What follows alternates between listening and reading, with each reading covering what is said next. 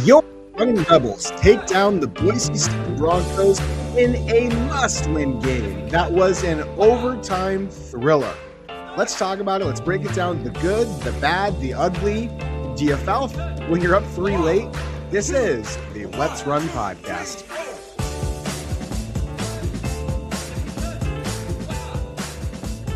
All right, everybody, welcome to the show tonight. The game ended about, I'd say 40 minutes ago. It ended around 11 o'clock. So if you're still up, I needed to get a live show up tonight just because if I do it tomorrow, it's not going to be as fresh in my mind. But a very good win, an objectively good win, a very satisfying win in a lot of ways. Boise State, specifically because of the football program, has really had UNLV's number. And obviously this isn't a win over Boise State football. That would be a lot better. But, this was just very satisfying. Boise State needed this game. Boise State basketball was reeling. I think Leon had lost 3 in a row, and the Boise State Broncos had lost 3 in a row. So this was a must win. And it really was for UNLV too. After, kind of crumbling in that Colorado State game late last week, to pull this one out is just so satisfying and so great. And despite all of the things that I found incredibly frustrating about it, and despite the mistakes that UNLV made, despite the coaching errors that Coach Passner made, and we'll get into that later, to win is just great and brings a big fat smile to my face. So let's talk about it. A couple of comments. Tavon says UNLV has not had a losing record in conference play. They have before. They've had a losing record a couple of times before. They don't have one right now. My mother, JW Kelly, says, man, it feels good to beat Boise State. Even better to beat Coach Rice. Yeah, this was UNLV's last time, probably for a long time, having Boise State basketball play in the Thomas and Mack. Obviously, we still have the return trip to Boise, but this was the last time the Running Rebels were going to be playing against Boise State basketball. And so, at least in Vegas, unless I guess they could play in the conference tournament, but in the Thomas and Mack and UNLV's true home arena, to beat them their final trip down here during the regular season was really satisfying. He's talking. Okay, Tavon. Yeah, you're talking about this season. So let's talk about this win. It was a nip and tuck game basically the entire time. It was just insane how close the margins were in this game.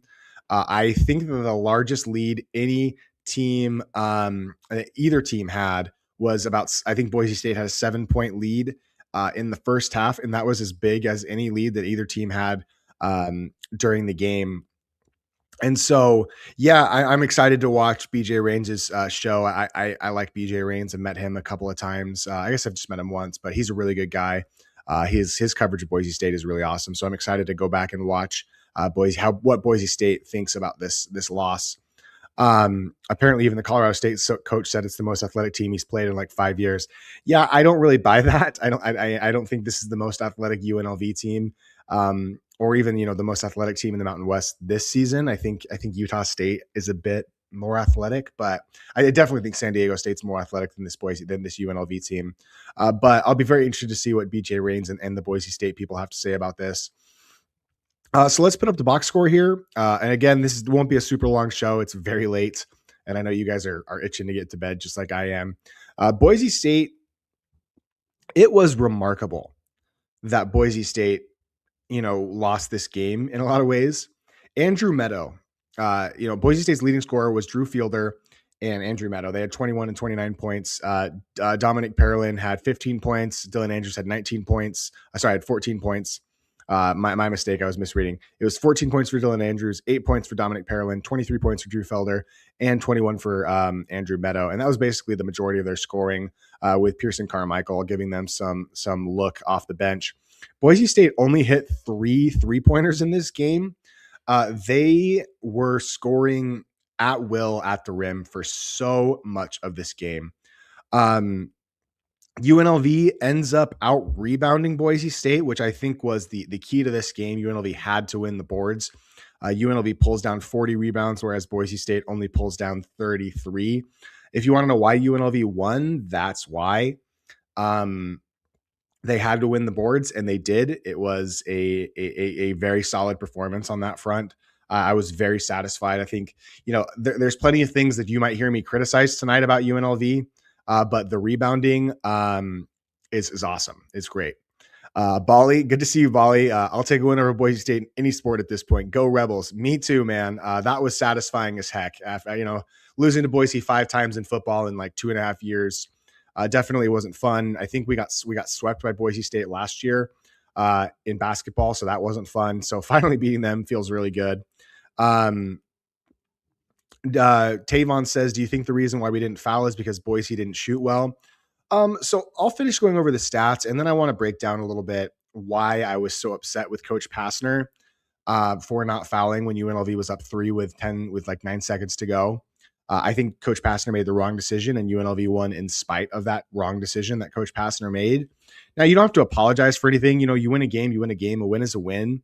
But Coach Passner made the wrong decision there. And even if Boise State had missed the shot and Jacob Benarby had played better defense, Coach Passner made the wrong decision. There's just, the numbers are just basically unimpeachable on the math as to why you should always foul when you're up 3 with under 10 seconds to go. But we'll get into that later. Boise State, pretty remarkably, Boise State only attempted 2 jump shots in the second half. And one of those jump shots was the 3-pointer that not won, but tied the game to send it into overtime. Boise State in the first half was struggling from behind the arc, and Coach Leon Rice said, we're just going to body these guys, take it to the rim, and kind of bully these guys in the post. And that's exactly what Boise State did. They were scoring at will at the rim. UNLV, say what you want about the Rebels tonight. They only Emmanuel Steffen fouled out, and UNLV was being very cautious at the rim in terms of maybe not cautious, but they weren't being as physical as they probably should have been in guarding guys, either posting up or driving to the post. UNLV got bullied pretty hard at the rim. And I found it really frustrating to watch because it was just a layup line for Boise State, and UNLV was giving up wide open layups and just making so many mistakes. I mean, it felt like if the Rebels had been a bit more buttoned up, they could have won this game by 10 or 15 points. But you give credit to Boise State for finding the weakness in UNLV's defense and really attacking it. But Boise State basically not attempting jump shots in the second half was insane to me. And UNLV gave up a lot of points. I mean, I believe the score at the end of it was like 79-79 or 78-78. So, Boise State scored fine. They scored 1.06 points per possession. Their scoring really wasn't their issue tonight, which had been their issue in games against, Boise, against Utah State and Grand Canyon. So frankly, UNLV giving up as many points as they did at the rim, but still winning this game was pretty remarkable. And I was really, I'm really proud of them. So I'll talk about the individual Rebels first. I thought Dre Gibbs Lawhorn played one of the best games that a running Rebel has played in a long time. Dre played 45 minutes in this game, which I think, does that mean, he didn't come out. Like Dre played the entire time. And I think you saw some tired legs from him in overtime as he kind of faded a little bit down the stretch, specifically on his free throws. I think he was using his arms. He missed 2 very late free throws that UNLV badly needed. But, Dre, I just want to give him credit, man. Dre was awesome. He played one of the gutsiest run and rebel performances that you could possibly imagine. And I was so proud of him tonight and so happy with his performance. And I know that, Dre has been everything this team could possibly ask him to be. And he's been put in an unfair position in this season, basically being asked to be a starting point guard when he's not a point guard, and he's a 2 guard. And so Dre just magnificent, man. I mean, thank goodness for Dre. He played awesome, and he was the best Rebel. He was the best player on the floor. And you just have to tip your cap to Dre and give him his flowers because he was awesome.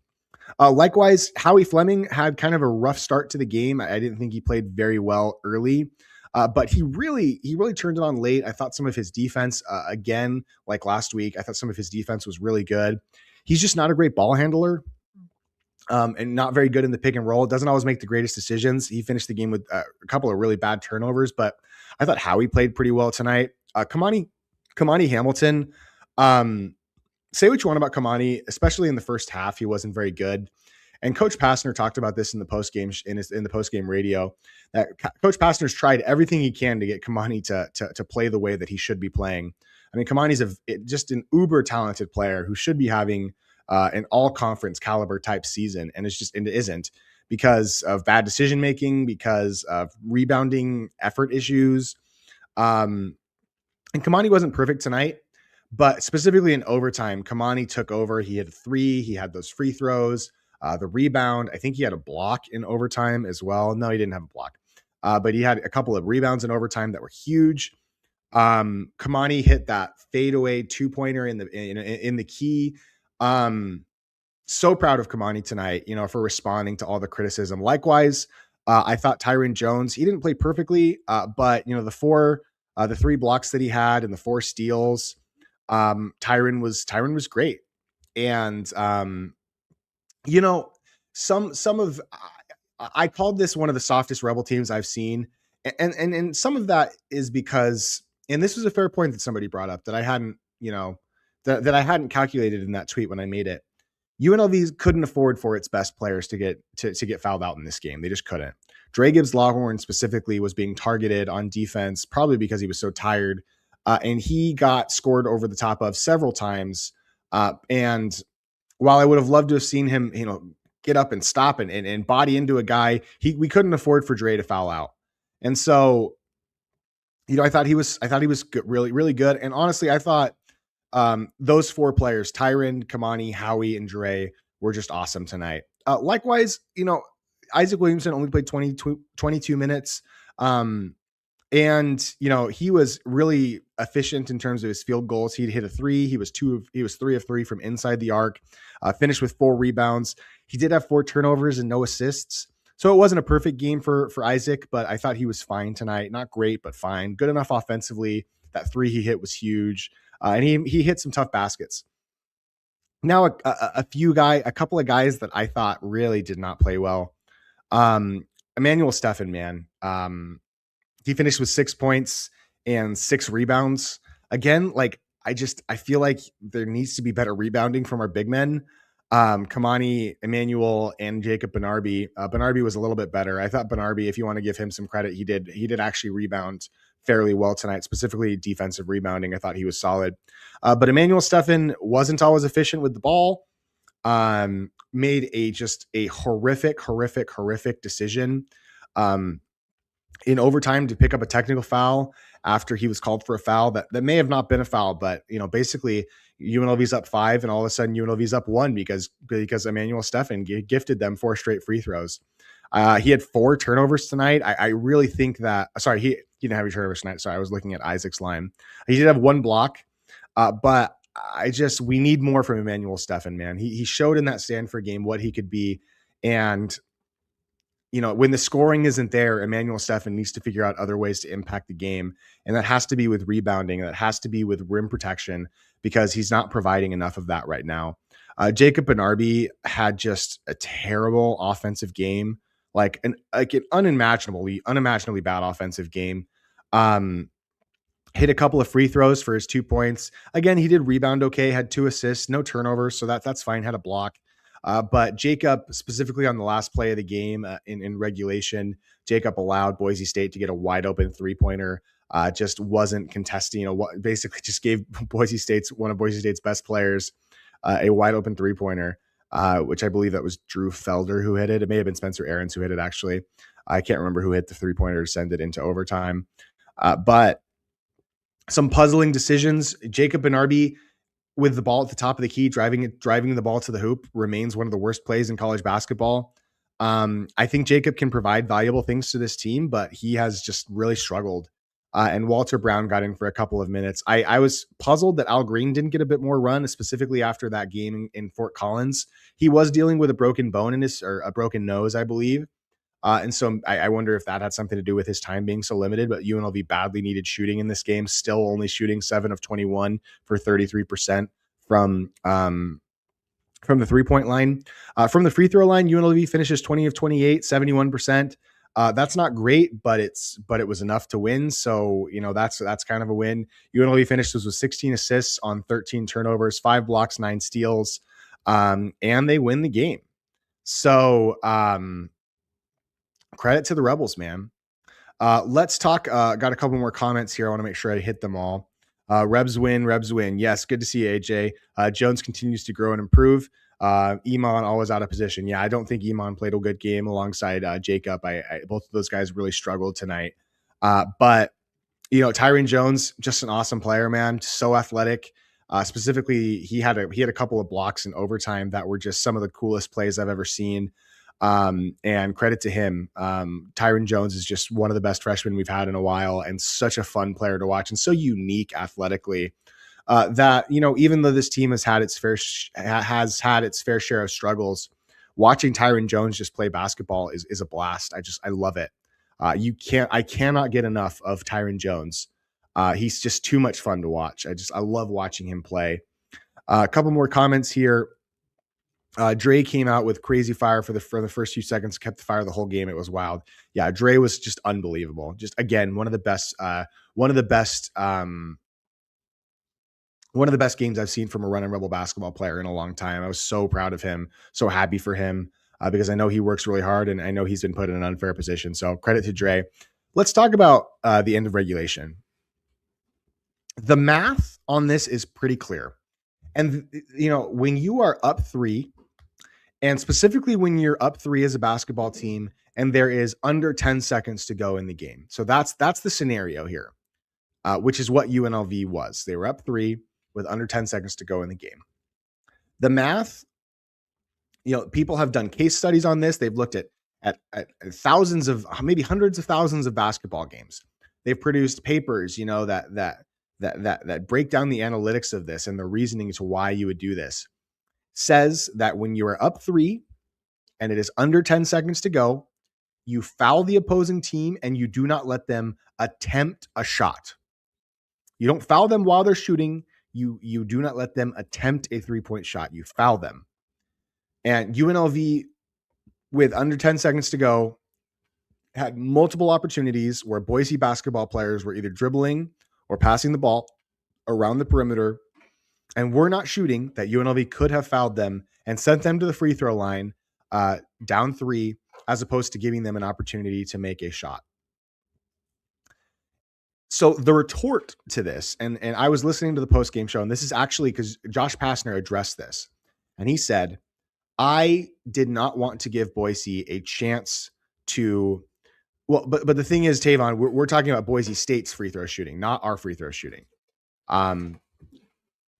The math says that when you're up 3, you foul them.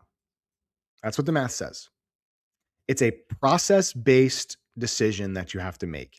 And there's a debate. And Josh Pastner brought up, in his post-game press conference, Josh Pastner brought up the reason why some coaches don't want to follow the numbers, don't want to follow, what the math has said is the correct decision. It's because when you send another team to the free throw line, you give them opportunities to get a foul called on your team or to give up a defensive rebound and to get the ball back down 2 instead of down 3, with a couple of seconds to go. At the same time, the other team still has to make their free throw.